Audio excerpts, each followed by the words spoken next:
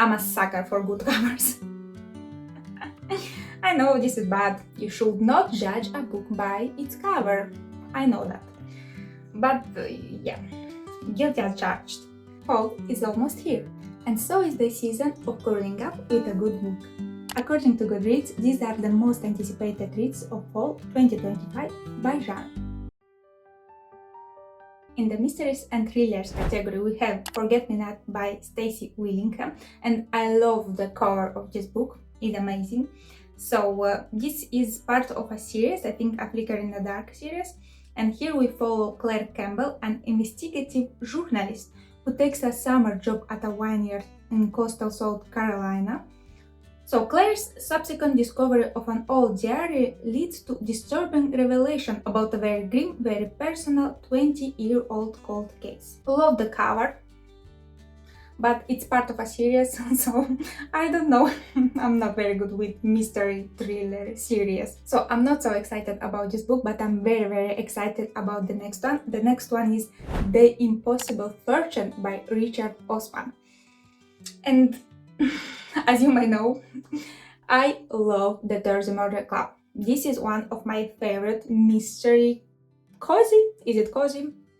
I don't know, but I love this series, and I love that I think they already released TV show on Netflix. So this is the 5th book, I think, in the series, and I can't believe that it's going to be released on September 3rd, and I'm super happy that I will finally read it, because I read all of the books in the series and I've been waiting for this one for a very long time.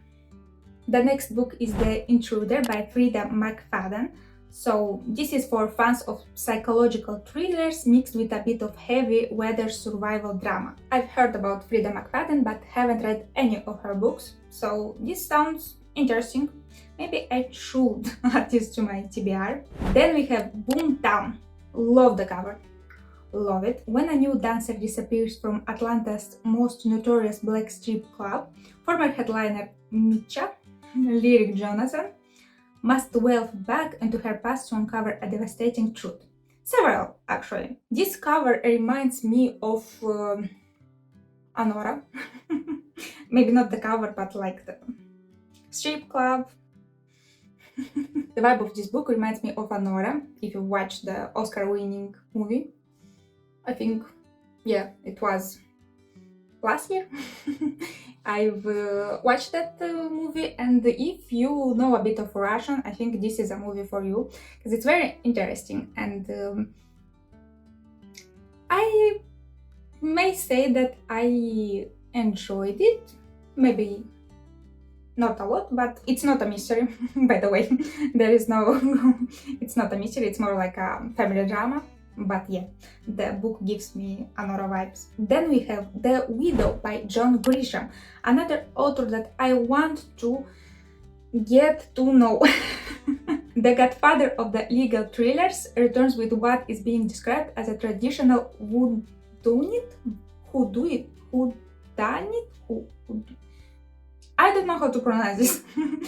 Whodunit style murder mystery. Who has done it, I think, style murder mystery. There's a widow involved, as alert readers will have already deduced. I really want to read something written by John Grisham, but for some reason he slips through my fingers. I don't know why.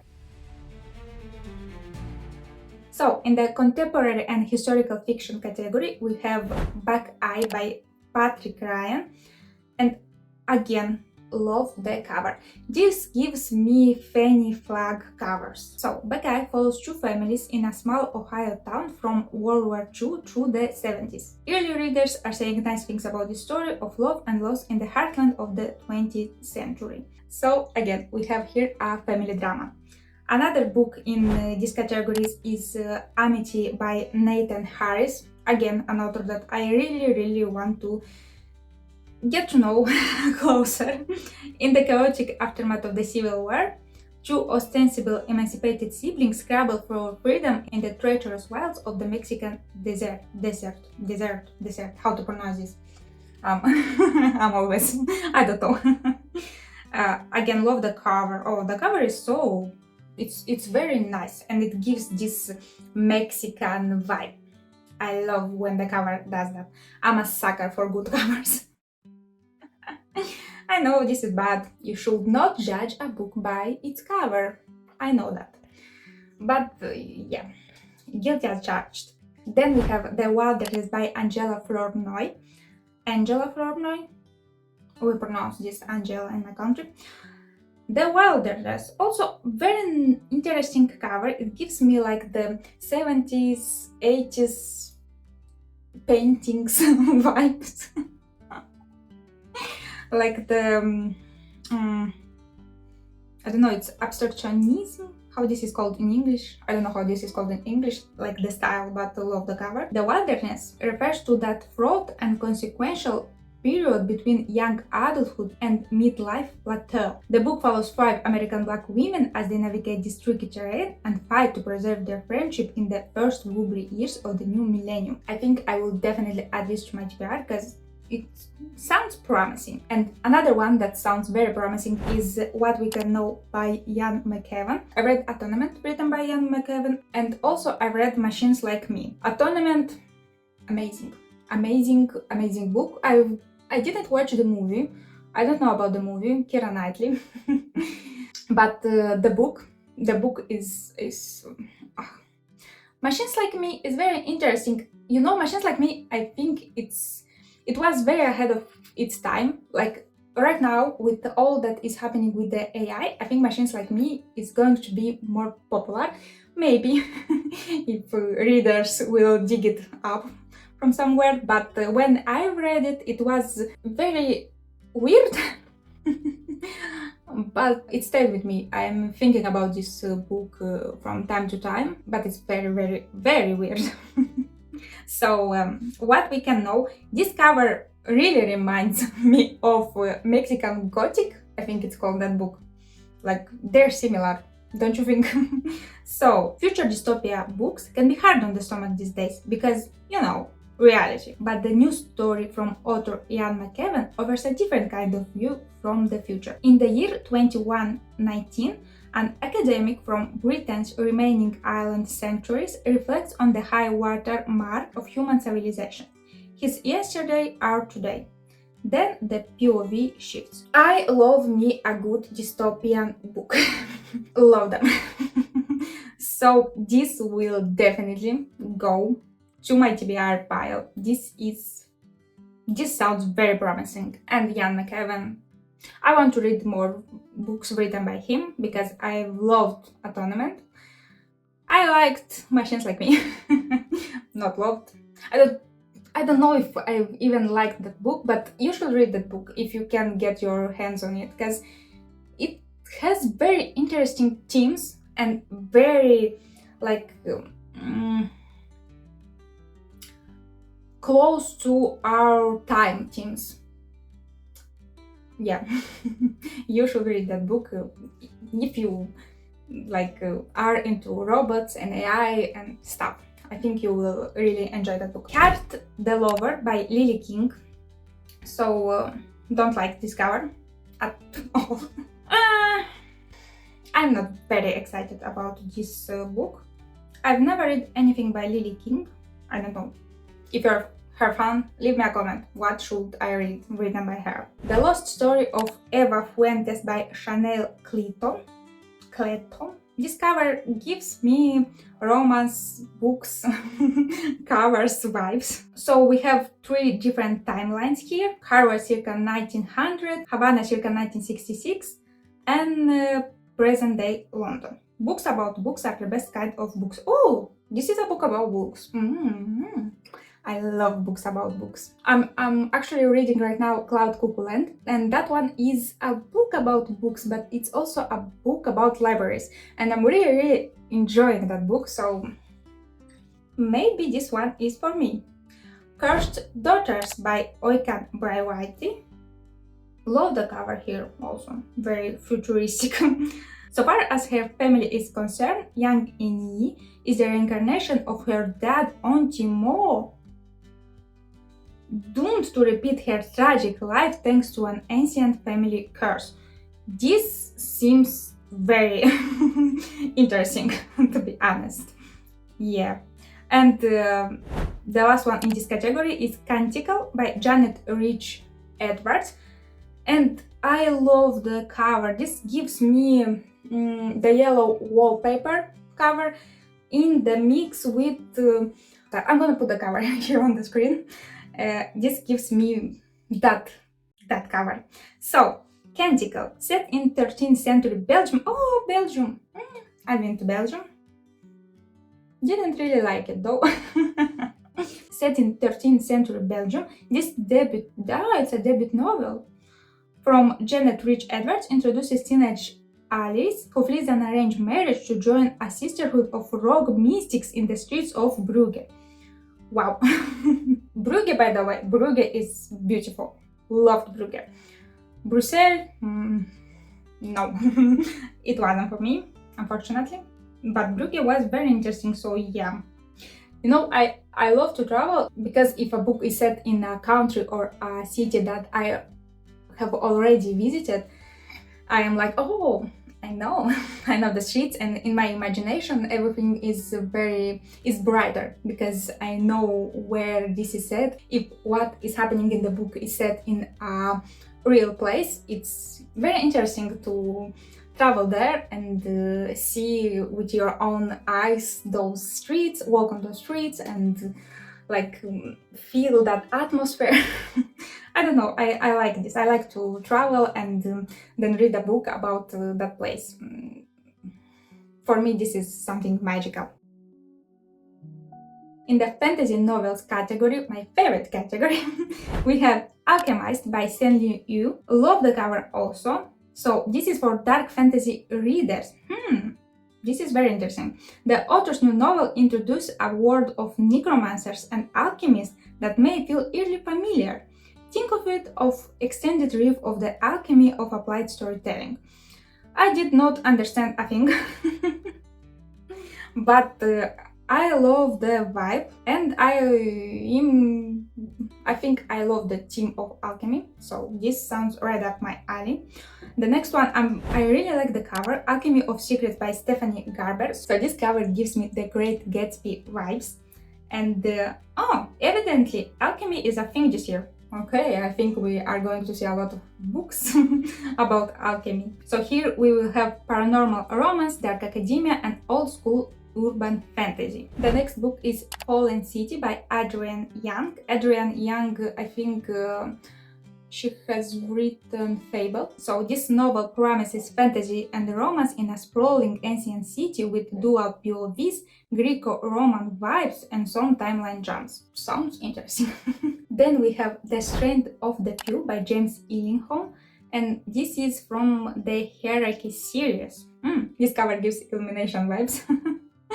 And the last one in this category is I, Medusa by Ayanna Gray, and I think this is a very interesting book about Greek mythology, because it seems like Greek mythology to me. Oh yeah, rethinking Greek mythology from the ground up, this ambitious novel reimagines Medusa as a resourceful young woman in the bustling markets and austere temples of ancient Athens. When the gods try to play their cruel games, Medi? What? Okay. Opts to skip the victim thing entirely and go straight to vigilant. The heir, that's just a bonus. Very interesting. Reimagining Medusa. Medusa, if you didn't know, is this woman with snakes for hair. Like snakes instead of hair. I don't know. Like, I'm gonna put a picture here. So this is Medusa, and she can stun you, and she can turn anyone who looks directly at her into a stone. Amazing. In horror novels category, we have The Possession of Alba Diaz by Isabel Canas. Very interesting cover. So, this book invites readers to a remote silver mine in northern Mexico, circa 1765, where a malevolent demonic force has been awakened. Very frightening and very interesting read for Halloween, I think. Then we have Play Nights by Rachel Harrison. Is this the Devil's Tale? Very interesting. So the setup here. Influencer? What? Influencer Cleo Barnes, hoping to generate some house flipping content, returns to her recently inherited and supposedly haunted childhood home. She soon discovers that her mom was right all those years ago. They're here. We have books about influencers. This is weird. Okay. Bad Things Happened in This Room by Marie Steele. Willow Hawthorne hasn't been well for a long time. Wandering her home and garden, Willow is pretty sure that time isn't moving like it's supposed to. Her only friend is a little girl who appears in the garden. Oh, this sounds very interesting. But now she's gone too? What? Is Willow trapped in her home or in her head? This one goes to my TBR. This is super interesting. Another one that I want to read, but after I'm going to read this one, Bunny. So this is a prequel or a sequel. Okay, it's designed to function as a prequel, sequel, and standalone story. Weird. So I'm going to read that one after I'm going to read this one, because I don't know it's a prequel, sequel, but I am afraid that I will spoil something. I've tried to read Bunny, by the way, one time, and I've gotten here at page 62. I don't know. I thought it will be more interesting, but unfortunately it wasn't. So yeah. Then we have How Bad Things Can Get by Darcy Coates. This latest horror thriller from Australian author Darcy Coates may remind the readers of a certain notorious music festival from a few years back. Think cheese sandwiches. I don't know. Coates' story proceeds from a similar luxury island setup, but with bloody cultists instead of clueless event promoters. Also in the mix, an especially disturbing version of hide and seek. If you have any idea what event are they talking about here, leave me a comment please, because I didn't understand a thing. And now we have another category that I really like, sci-fi novels. And here we have The Ones Don't Future Me by Melissa Pace. Okay, I really like the cover. It's giving me like 50s, I think. There was this art everywhere. I think in the 50s or 60s. I may be mistaken. So, Dorothy Fraser is a paranoid schizophrenic, okay, recently admitted to the Hanover State Psychiatric Hospital in Virginia, 1964. Okay, 60s. That's what the doctors are telling her, anyway. But Dorothy knows they're wrong. She's actually a time traveler from the bleak future on a mission to save humankind. Well, she's pretty sure. Very interesting. Dorothy. This is the...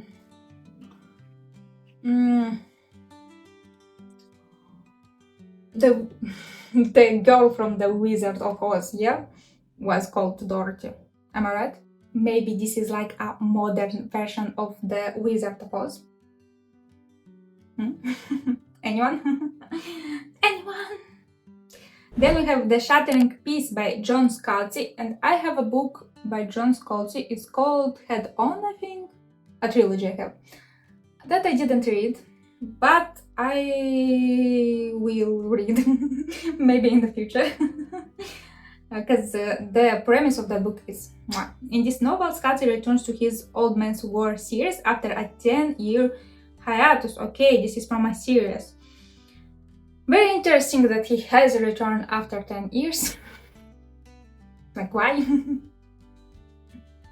That's weird. Okay, then we have Salt Crop by Yumi Kitase. Very cool cover. Like, the covers are great nowadays. I like them. So in this book we have an eerie future where crops are failing worldwide and the sea is swallowing all of our coastal cities. I think I've seen something similar, maybe not that similar, in Mortal Engines. So something in this realm. Not very similar.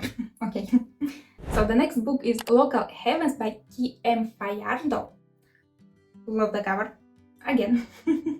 Wow, this is very interesting. Built as a reimagining of Francis Scott Fitzgerald's classic The Great Gatsby, one of my favorite books, Local Heavens follows the adventures of Filipino computer hacker Nick Carraway, again, in New York City circa 2075. This one sounds very, very interesting, and I will definitely add this to my TBR because this sounds super interesting. And Great Gatsby. And we have the merch that sounds right up my alley by Gracie Walker. So the merch posits a future technology that allows two people to blend their minds into one body and brain. Will I want to do that? No. But that sounds very interesting. Okay, and now for my romance readers.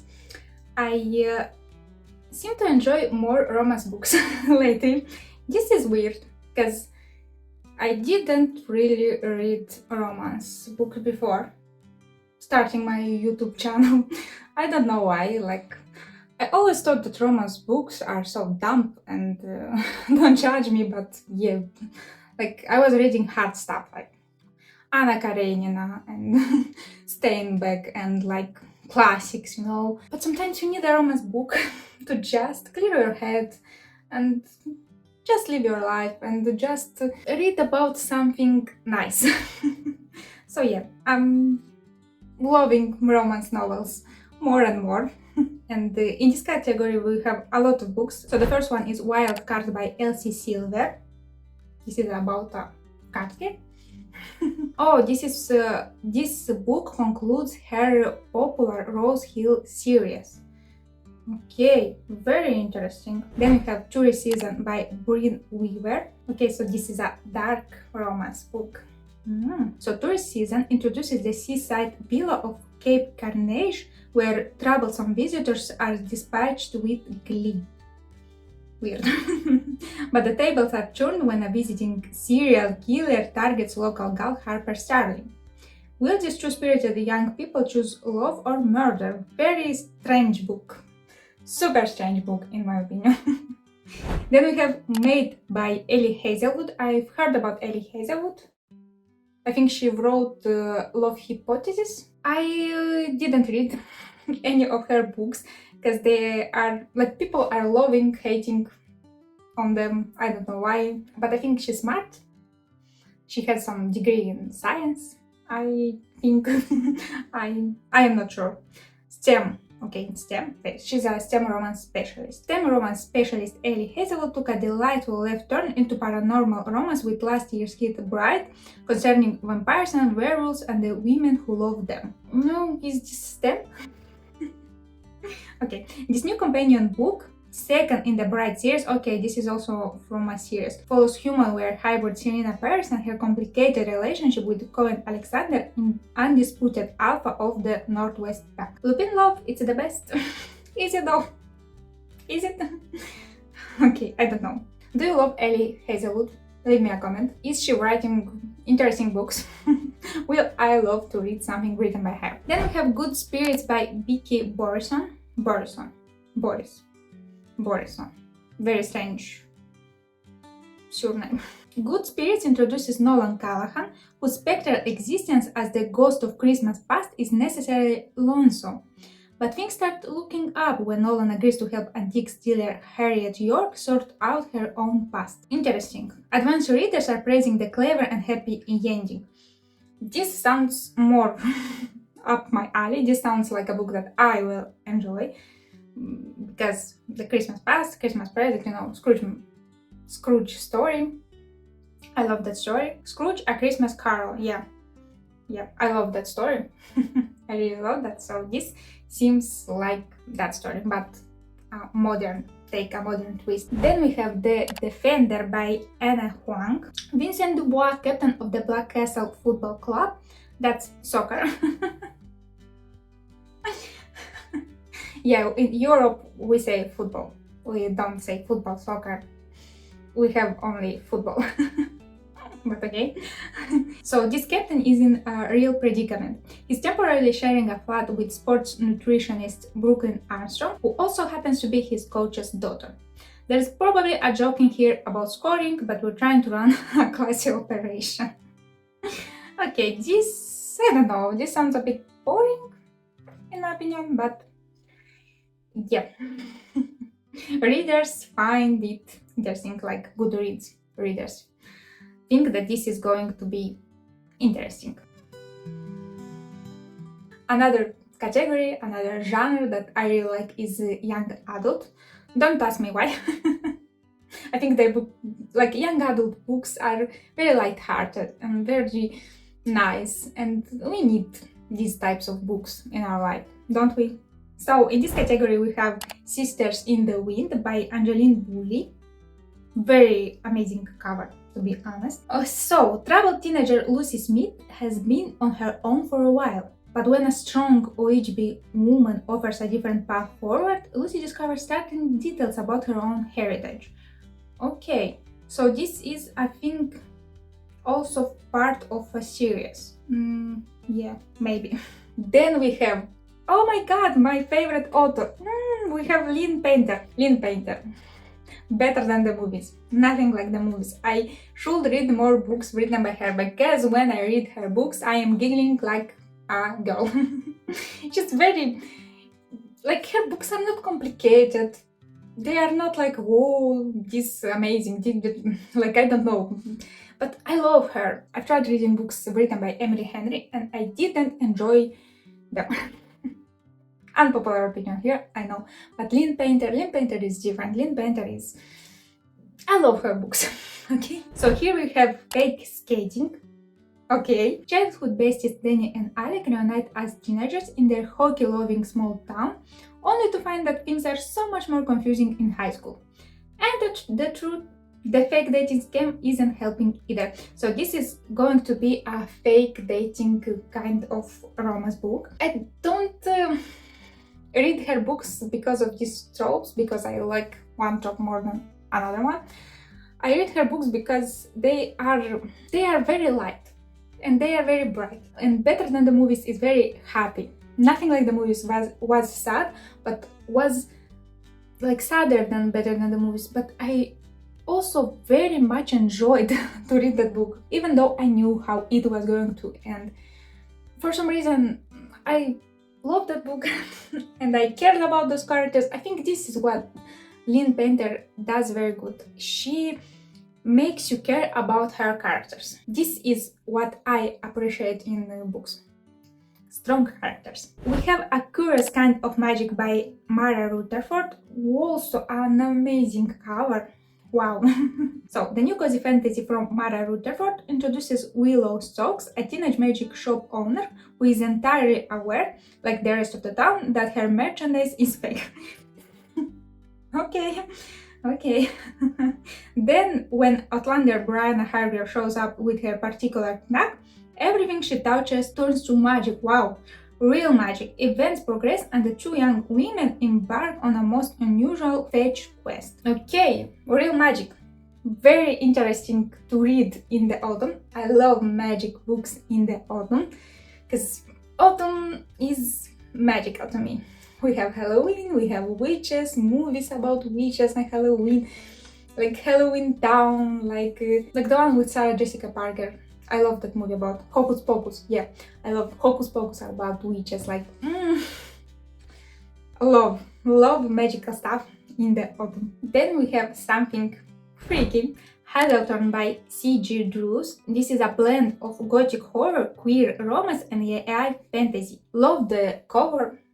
Love me a good haunted story in the autumn. So yeah, this one, I will check this one out for sure. And the last one in this category is The House of Sapphire by Marissa Meyer. Oh, the Marissa Meyer is the one that has written the Lunar Chronicles. She rewrote the classical tales. And I've read Cinder, Scarlet and Cress. Started winter, didn't finish it. I don't know why. Like, it wasn't a bad book, but for some reason I didn't finish it. Yeah, I should reread these chronicles because it was very interesting. Cinder, it was very interesting to read. Then it was a bit worse, I think, for me. But the Cinder was super interesting to read. So in the House of Sapphire, We have Mallory Fontaine. She sees dead people. Okay, but it's not as useful as you may think. So she and her sister also run tours at the haunted Sapphire Mansion. When a real murder takes place on the estate, Mallory must solve mysteries both spectral and corporeal. Very different from Cinder and Cress and all those books. So yeah, I will definitely check this one out. We have also romantasy novels, a genre that is more like modern. I'm gonna say so. Don't think I've read any romantasy novels. Yeah, I don't know. But I am yet to discover this genre. So maybe we will find some great books in this genre. So here we have Wild Reverence by Rebecca Ross. So this book is kind of prequel standalone story to her Letters of Enchantment duology, set in the same world, featuring mortal and immortal love. Wow, this sounds very interesting. Mortal and immortal love. Is this possible or not? It's like the Greek mythology kind of love, like gods with humans kind of love. Then we have The Primal of Blood and Bone by Jennifer Armentrout. I think Jennifer Armentrout is like very popular romantasy author, but because I don't really read romantasy books, I've never read anything written by her. So this one is the latest tale in her hugely popular Blood and Ash series. Okay, I've heard about Blood and Ash, I think on TikTok. I don't remember where I saw this series. Okay, so yeah, very interesting. Have you read this series? Is it good? Should I check it out? Leave me a comment. Then we have Bonds of Hercules by Jasmine Mas. This is book number 2. I see a lot of book number 4, book number 5, but book number 2. There are not a lot of standalones in this genre. I'm a little bit afraid. Okay, so this is book number 2 in Jasmine Mas' Villains of Lore series, and it centers on the adventures Marshall Carnal. Okay, and otherwise of a female Hercules. What? In a kind of alternate Greek mythology. What? What? This is weird. Is it weird? Have you read the first book? This is kind of weird. Okay, we have Our Wishes Oaths, and I must say that all of these romantasy novels covers are almost the same. They're very close to each other. They're like, what? That's very weird. Yeah. So we have Our Wishes Oaths by Anne Davenport. So this is the author of the Blood Gift duology, but this book is a brand new vision of fantasy romance and palace intrigue. It seems that Kadesha, princess of the Aetir Dominion, is caught in the middle of a little feud between the two kings. One has claimed her in an arranged marriage. The other one just kidnapped her. Okay, Kadesha, however, has her own wants and needs. This is going to be spicy. Can I see spice going on here? And the last one in this category is Brimstone by Kelly Hart. This is the second book. This is follow-up to Quicksilver. Again, the second book. So romantasy series, like I see, are big.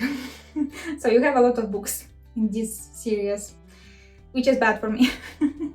Because I am very bad at finishing series. Super bad. Like, don't even get me started. How bad I am. And we also have non-fiction category that is also not very familiar to me. I don't really read a lot of non-fiction books. Yeah, because I read the biographies and I read autobiographies. And I think that's all. I've tried and I failed. So we are going to go very fast here. Mother Mary Comes to Me by Arundhati Roy. Oh, she is the author of The God of Small Things. I've heard about The God of Small Things. So in this memoir, Ray excavates her loving but complex relationship with her late mother. Oh, we have one by Elizabeth Gilbert. By the way, I've read Eat, Pray, Love. I don't know, is this a non-fiction book? Because I read it. Okay. So we have All the Way to the River, Love, Loss and Liberation. We have another memoir from Elizabeth Gilbert here. After Eat, Pray, Love. How many memoirs do we need? Like, I don't know. I don't think that I will read this book, but if you're going to read this book, leave me a comment. I don't know. I liked Eat, Pray, Love. And then I followed her and her life after, like, because she wrote Eat, Pray, Love a long time ago. And I don't know if I like her as a human being. I don't know. So, yeah, not very interesting to me, personally. We have Replaceable You, Adventures in Human Anatomy by Mary Roach. This sounds more up my alley. So, with Replaceable You, Roach documents the surprising number of human body parts that can now be lab-grown, 3D printed or otherwise approximated. Our bodies are going to be... You know what? This book reminded me of Never Let Me Go. Yeah, that one is a fiction book. It's not a non-fiction, but yeah. Dark stuff going on in that book. We the People. I think there is a song called We the People. Yeah, I think there is a song called We the People that is popular right now. We the People, A History of the US Constitution by Jill Lepore. Love the cover, by the way, it's amazing. Jill Lepore offers a comprehensive history of the US Constitution with an urgent emphasis on the issue of amendments. For US citizens, it might be interesting. For me, not really. The Tragedy of True Crime by John G. Lennon? Oh, seriously, John Lennon wrote a book? Okay. This is weird. Why? Why? Oh my, it's not that John Lennon, I think. Okay, John J. Lennon delivers what may be the fall's most extraordinary book with the tragedy of true crime, entirely researched and written from prison. Okay. Lennon serving 28 years to life for murder. Waves his own story into profiles of 3 other convicted murderers from different walks of life. Built as a work of immersive prison journalism, the book offers a different perspective on our culture's obsession with true crime stories. This sounds interesting, but are we going to read books written by murderers? No. Where are we going with this? I don't know. Then we have Paper Girl, a memoir of home and family in a fractured America by Beth Macy. This book is a part memoir, part two-fisted journalism, and in this book Macy considers the staged decline of her hometown of Urbana, Ohio. Why is small town America coming apart at the seams? Okay, not very interesting to me, personally. Then we have Enshittification.